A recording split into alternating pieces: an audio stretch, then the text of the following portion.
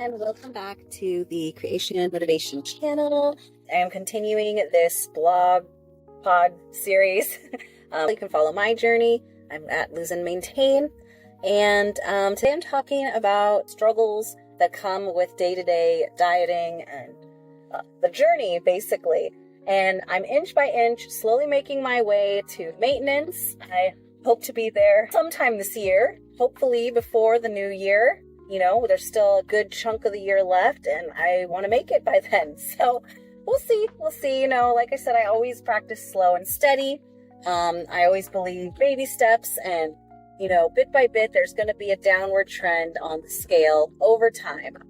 But anyways, today I am talking about learning how to say no and how to apply it to our day-to-day life and just get used to saying no. Times where we're off track, and we'll have times where we're on track as well. Whether you're just starting, you've decided you want to reach a goal, and it's your very first time dieting or doing something about your weight and your health, could be your first time. Or you could be like me, a yo-yo dieter. You've done it several times, but you always gain it back. That's what I'm trying to beat here. But when you decide to get back on track and get at it again, or if you're starting, it can be very, very difficult to say no. Because let's face it, when you're off track, what are you doing? You're doing whatever your body wants. You're giving yourself whatever you want, whenever you want. You're eating junk food. You're eating, you know, high sugar, high carb foods. These foods that are very, very processed and very, very addicting. And we have no idea what kind of chemicals are in them. But we get them out of convenience. And yes, they are very addicting and hard to quit. And maybe it just started off as a treat, right? That's what has happened to me in the past, where I'd say, okay, I'm going to go ahead and treat myself today. I'm going to go ahead and have a little dessert with my meal, or I'm going to have a little side of something sweet with my breakfast, or, you know, a donut to go with that coffee, right? And it starts off as a one-time thing, but then the next day, your brain is already addicted, and you're like, you know, maybe I'll just have one more of these treats. And it's small at first, right? But all of a sudden, it snowballs, and it gets out of control, and suddenly, it's mandatory. Every time you have that meal, you feel like you're missing something if you don't get a little treat with it, right? I was watching Biggest Loser. As you probably know, other videos, I really like that show, but I have, you know, my own conflicts with it and things I do not condone and I do not believe in. But it is a good show when it wants to be, when it has the motivating parts of it, the teamwork, the effort. I do like those things. So I do watch it. It does motivate me, especially when I'm working out on the treadmill. But I was watching this one, had challenges where they had to eat out only. And they had to like order fast food or go to a restaurant, and the personal trainers took them out to a restaurant meal. It's kind of the beginning of the season, and they're still kind of in that phase where you're really addicted to the food and you haven't gotten it out of your system yet. And it is extremely hard to say no in that moment. And yes, has happened to me as well. And I still struggle with, you know, times where this happens, when I'm yo-yo dieting, for instance, and then I get back on track.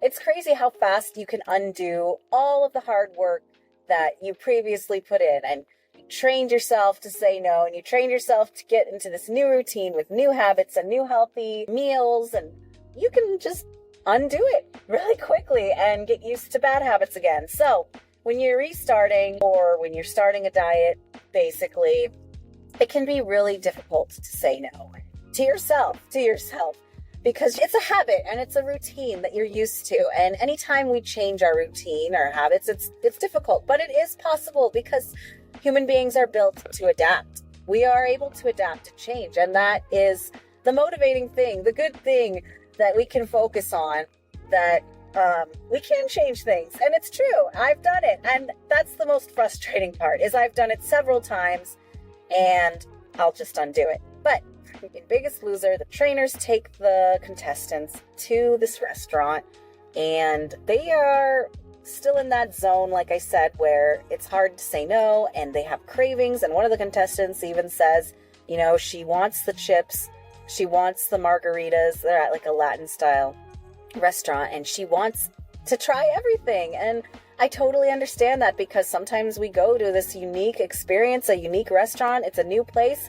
Anytime I do something like that, I want the full experience. I don't know if I'm going to go back there again, and I want to get the best experience I can, especially if I'm paying for the meal. You know, when you're paying for it, you want to get your money's worth, right? So why would you go to a restaurant and pay all this money for a salad, you know, water, a glass of water? You want to get the full experience, and I totally get that. But when it comes to being on a diet, this is something you do have to practice, and the trainers are educating them on it. They are, you know, letting them know that in this time, you have to say no. It's just really important that you get into this practice of saying no and being able to say no without pouting, without feeling angry, without feeling negative, but being positive about it and replacing it with something healthier.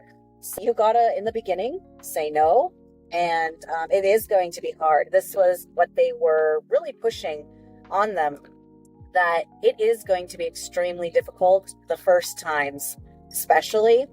But once you kind of start doing it more often, you're going to find that it does get easier. After a while, a long while, maybe you get to the end of your journey or you get to maintenance, there's a point where you are going to realize that, wow, I said no.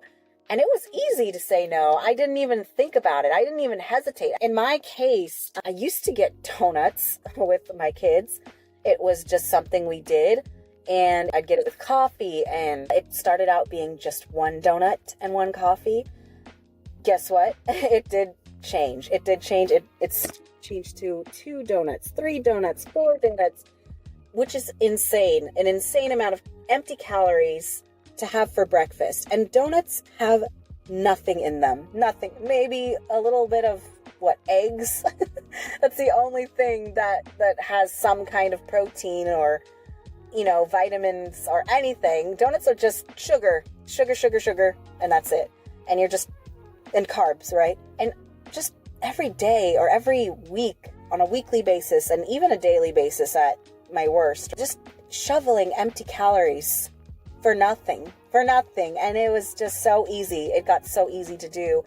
And then there was a point where I had to put my foot down and be like, I am gaining weight and this is getting out of control and I need to stop this.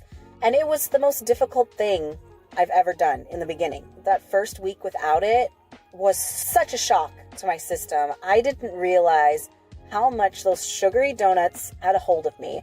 And not being able to have it, I was depressed, I was sad, I was angry, I was yelling at myself, I was beating myself up like, you should have just gotten them, what's wrong with you? And it's so irrational. It was just so irrational. It didn't make any sense. So the first week was rough, but second week, it was a little easier, I noticed. And then the third week, the fourth week, it slowly got better. And after a while, like I said earlier, there was a time that we did go, and it's a trigger for me just to walk in to a donut shop, okay?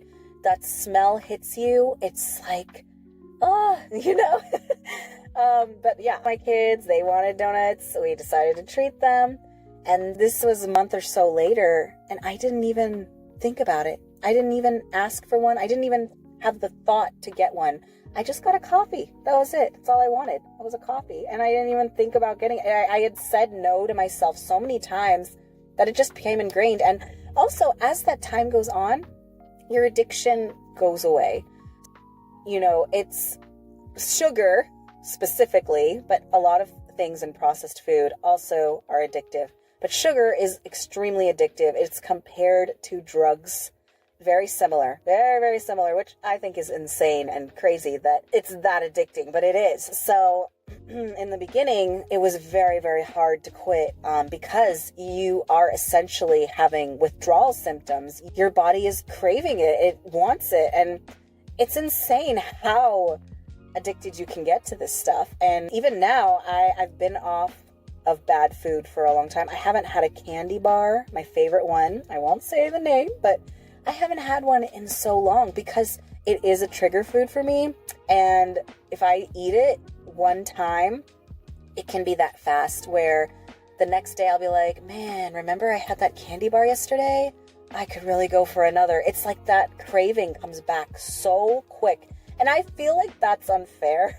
It's kind of unfair that it takes so long to get rid of these addictions. But if you just go back once or twice even, it comes right back. I think that's a little unfair, but that's life. This is life, and this is what we have to deal with. And this is, there's a whole science behind it, I'm sure, but I am not a scientist, so I'm not going to get into all of that. But I would like to read more about it.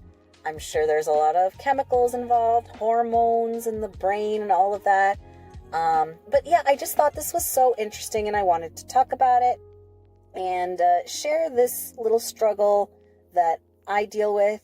And just know, like the trainer said in Biggest Loser, and that I fully believe as time goes on, it does get easier. And I know this does get easier because I've gone through it several times myself, and you can go through it as well.